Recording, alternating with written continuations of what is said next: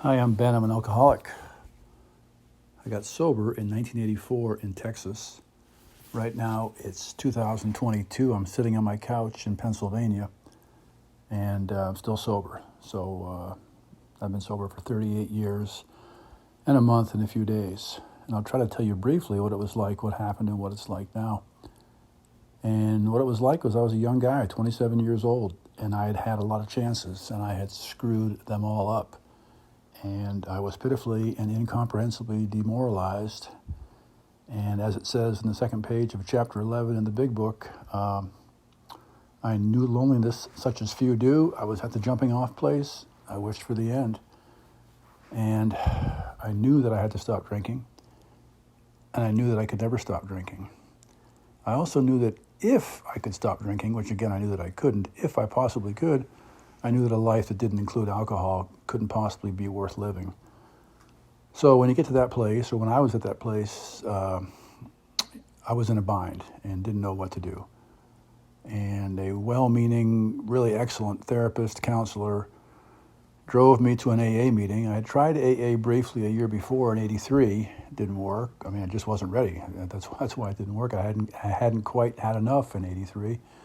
In '84, I guess I had enough because went to that meeting in Bryan, Texas, and I knew that AA could not work, but there was no place else to go. And I went in there with no hope and no expectations.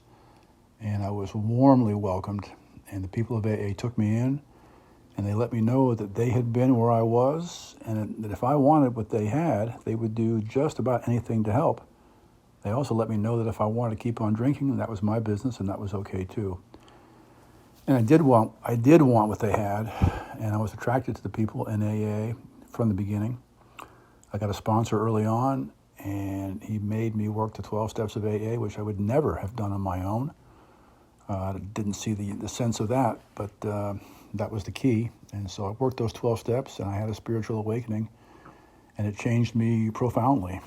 And when I came into AA, I rejected any notion of God, religion, spirituality, anything along those lines. I was an atheist or an agnostic, and for a while I wanted all that AA had without the spiritual part.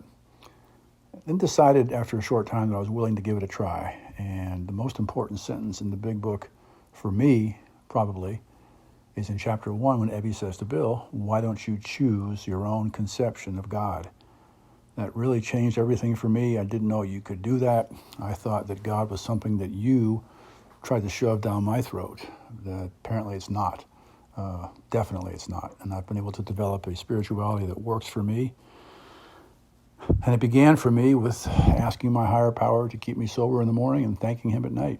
And I didn't have much of a conception of what a higher power might be in the beginning. And over the years, that's changed to a very comfortable, familiar conception of a higher power that works, and it's personal to me, and that's fine. We each get to pick our own spirituality and our own definition and vision, if you will, of a higher power, and I've done so, and it's kept me sober one day at a time for over 38 years. And anyway, so in those years, a lot has happened, like what happened to anybody.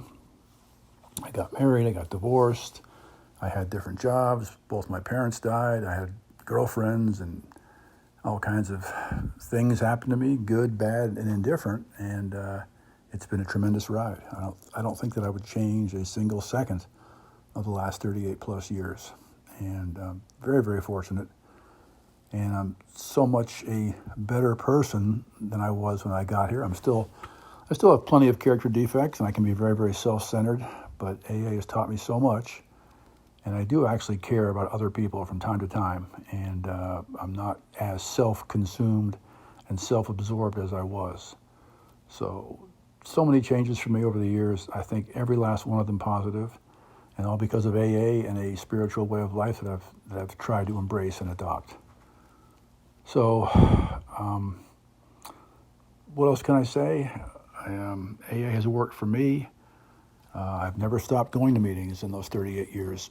I've had issues and difficulties over the years with how certain meetings were run and this personality and that personality, because I can be judgmental and I can be definitely intolerant. So I haven't always been in love with every single meeting I've been to, but that's okay. I don't have to be. I just have to show up. And the reason that I must show up to meetings is because that's where I might hear what I need to hear.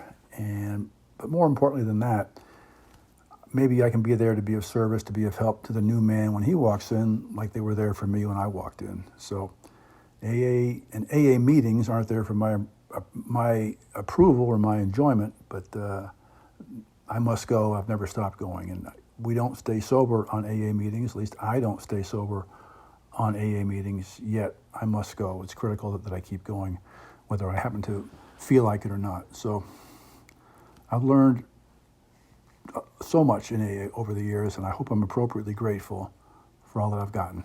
That's all, and my name is Ben, and I'm an alcoholic.